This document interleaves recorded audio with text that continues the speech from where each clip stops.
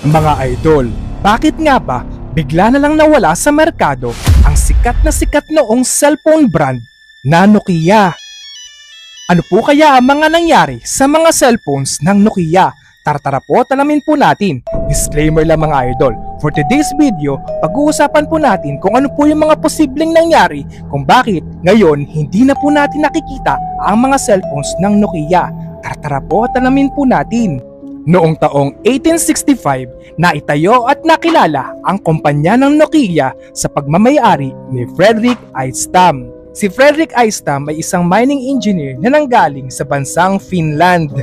Alam niyo ba mga idol na hindi po mga cellphones ang unang product na itinitinda ng kumpanyang Nokia? Kundi ito ay pagawaan po ng mga papel. Yan po mga idol, yan po ang kanilang factory. Lumipas ang ilang taon, nagtayo ng panibagong factory si Fredrik Eidestam. Ito ay malapit sa Nokian Birta River at dito na nga po hinango ang pangalan ng kanilang kumpanyang Nokia.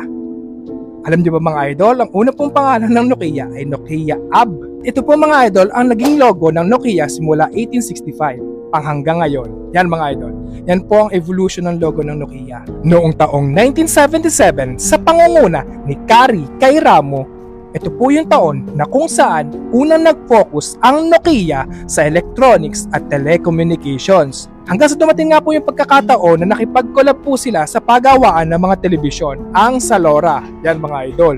Alam nyo rin ba mga idol na bukod po sa pagawaan ng papel, meron pa pong iba't ibang products ang Nokia. Ito po yung mga pagawaan ng mga bota, mga rubber, mga cables at samot-sari pa.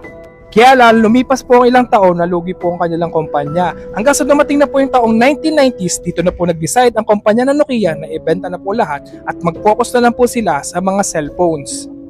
Alam nyo ba mga idol, ang pinakaunang handheld telephone na ginawa ng Nokia ay ang Mobira Cityman 900. Yan mga idol ang itsura niya. Talagang luma-luma na kung titingnan nyo ngayon. At ang cellphone nga po ito ay kilalang kilala sa tawag na Gorba sa Finland mga idol. Gorba po ang pangalan ng cellphone yan. At ang pinakaunang cellphone ng Nokia na nagkaroon ng legendary Nokia ringtone ay ang Nokia 2110. Yan mga idol, yan po ang itsura ng 2110. Yan talaga mga idol ang ringtone na kahit kailan ay hindi lilipas, hindi makakalimutan dahil napaka-legendary po ng tunog na yan. At nang dumating nga po ang taong 1999, dito na po naman nakilala ang kilalang Nokia 3210. At paglipas pa po ng ilang panahon, sumunod naman po ang 3310. Naalala ko lang mga idol na ang mga games po ng Nokia 3210 at 3310 ay yung legendary po nilang Snake. Tapos doon naman po sa 3310 ang kanilang Space Impact.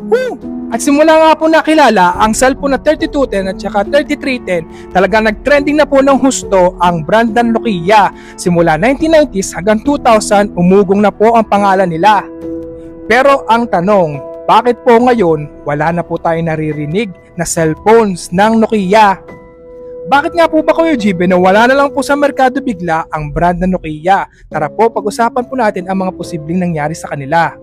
Una, naging matigas daw po kasi ang ulo ng Nokia at naging kampante po sila sa kanilang kalagayan. Kumbaga, hindi po sila nakisabay sa mga uso o yung trend ngayon. Pangalawa, naging kampante din po sila sa kanilang ginagamit na operating system na Symbian OS. Akala nila porket sila ang nauuna hanggang dulo sila pa rin ang mauuna. Yon, doon po sila nagkamali.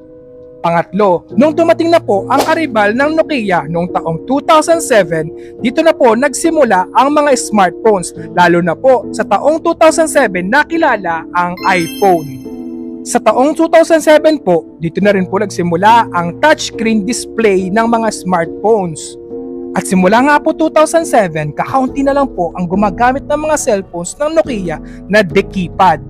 Yun mga idol, hanggang sa nalugi na po ang brand ng Nokia at binenta na po ng Nokia ang kanilang kumpanya sa Microsoft. Yun mga idol. Pero parang hanggang ngayon hindi na rin po simula noon umugong ang pangalan nila.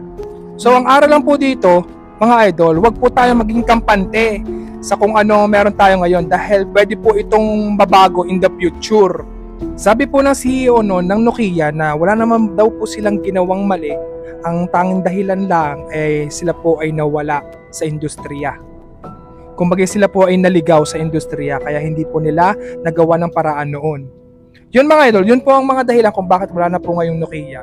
Pero naalala ko nung mga idol, ang aking pinakaunang Nokia phone ay 3210. Sumunod naman po ay yung 6600. Tapos sunod naman po, yung pinakamaganda ko na pong Nokia na cellphone na nahawakan noon ay yung 6280, Nokia 6280, yung deep flip, ganun po. Tapos alam nyo ba mga idol, yung Nokia N70, tsaka yung Nokia N95, para pong iPhone na po sa panahon ngayon. Kumbaga yung N70 ay parang iPhone Pro, tapos yung iPhone Pro Max naman po ay yung N95. Gandang-ganda kami dati talaga sa Nokia mga idol. Pero aminin nyo po mga idol, kahit hindi na po ngayon kilala ang brand na Nokia, malaki po talaga ang impact nito sa buhay ng mga tao pang hanggang ngayon. At yun po ang hindi makakalimutan ng mga taong gumamit ng cellphone ng Nokia. Pero alam nyo ba mga idol, kahit hindi na po kilala ngayon ang Nokia, sila pa rin po ang may hawak ng pinakamaraming nabentang cellphone sa buong mundo. At ito po ang kanilang bestseller na Nokia 1100. Yon mga idol. Ang pinaka-namimiss ko talaga mga idol sa Nokia ay yung magko-compose ka ng ringing tone gamit yung mga codes, mga F6, F3, mga ganon. Tapos paglalaro ng mga Snake, Space Impact, Bantumi, yun mga idol talaga. Tapos yung pag-share ng mga logos, ng mga wallpaper. Pero kung kayo po ang tatanungin ko mga idol, nagkaroon rin po ba kayo ng Nokia cellphones nung mga bata pa kayo? At ano po mga Nokia cellphones ang mga nahawakan nyo, nagkaroon kayo nung mga bata pa kayo? Sa tingin nyo po ba mga idol, gusto nyo rin pa po bang bumalik ang brand na Nokia in the future at gumawa ng panibagong cellphones na tatapat sa iPhone at Android? Comment nyo nga po sa comment section at ishare nyo na po ang video ito sa mga friends nyo para malaman din po nila kung bakit bigla na lang po nawala sa merkado ang sikat na cellphone brand noong mga bata pa kami, ang brand na Nokia. Cute!